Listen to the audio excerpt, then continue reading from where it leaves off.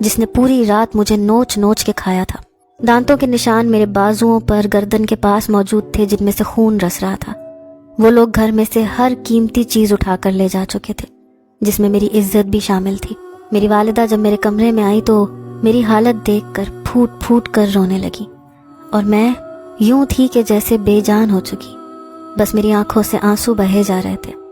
میری والدہ نے میرے منہ سے ٹیپ اتاری، پھر ہاتھ پکڑا، مجھے اٹھانے کی کوشش کرنے لگی، لیکن مجھے ایسے لگ رہا تھا جیسے میں مر چکی ہوں۔ میری حالت بہت زیادہ خراب تھی۔ میری والدہ سمجھ نہیں پا رہی تھی کہ کیا کریں اور کیا نہ کریں۔ انہیں کچھ نہیں سوجی تو وہ کمرے سے باہر نکل گئی، کیونکہ اب میرا سانس گھٹ گھٹ کر نکل رہا تھا۔ مجھے لگ رہا تھا کہ میں زندہ نہیں بچوں گی۔ کچھ دیر بعد میری والدہ کمرے میں آئی تو اسی نوجوان کے ساتھ آئی جو ہمارے گھر کے برابر والے گھر میں رہتا تھا۔ اس وقت میرا لباس جگہ جگہ سے پھٹا ہوا تھا۔ انہوں نے لحاف مجھ پر اڑا رکھا تھا۔ مجھے دیکھ کر وہ شخص بری طرح سے گھبرا گیا، پھر کہنے لگا آپ کو ان کے شوہر کو بلانا چاہیے، میں کیسے ہاسپٹل لے جا سکتا ہوں۔ اس کی بات شاید اپنی جگہ ٹھیک تھی۔ میری والدہ کہنے لگی نہیں فراز، میں بابر سے کچھ نہیں کہہ سکتی، وہ تو میری بیٹی کو کبھی بھی اس حالت میں قبول ہی نہیں کرے گا۔ میری والدہ بے حد گھبرائی ہوئی تھی، مجھ میں تو اتنی بھی سکت نہیں تھی کہ میں بات بھی کر سکتی۔ وہ کہنے لگا میں ایک لیڈی ڈاکٹر کو گھر لے آتا ہوں۔ یہ کہہ کر وہ کمرے سے باہر نکل گیا۔ کچھ دیر بعد ایک لیڈی ڈاکٹر میرے کمرے میں آئی۔ وہ نوجوان دوبارہ کمرے میں نہیں آیا۔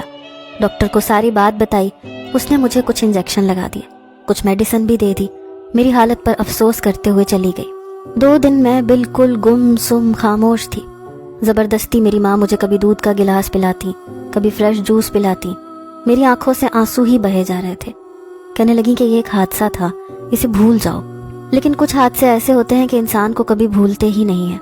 رات کو خوف کے مارے میں چلانے لگتی۔ مجھے لگتا تھا میں ذہنی طور پر پاگل ہو چکی ہوں۔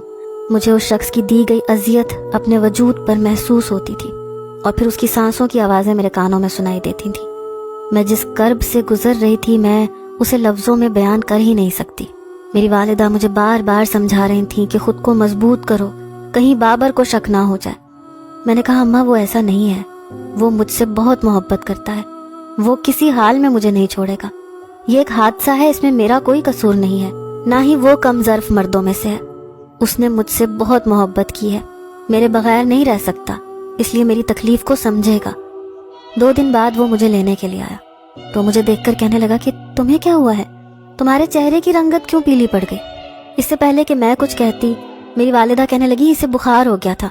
میری والدہ نے بات ٹال دی، اشاروں میں مجھے بھی چپ رہنے کے لیے کہہ رہی تھی، پر مجھے اپنے شوہر پر، اس کی محبت پر پورا یقین تھا۔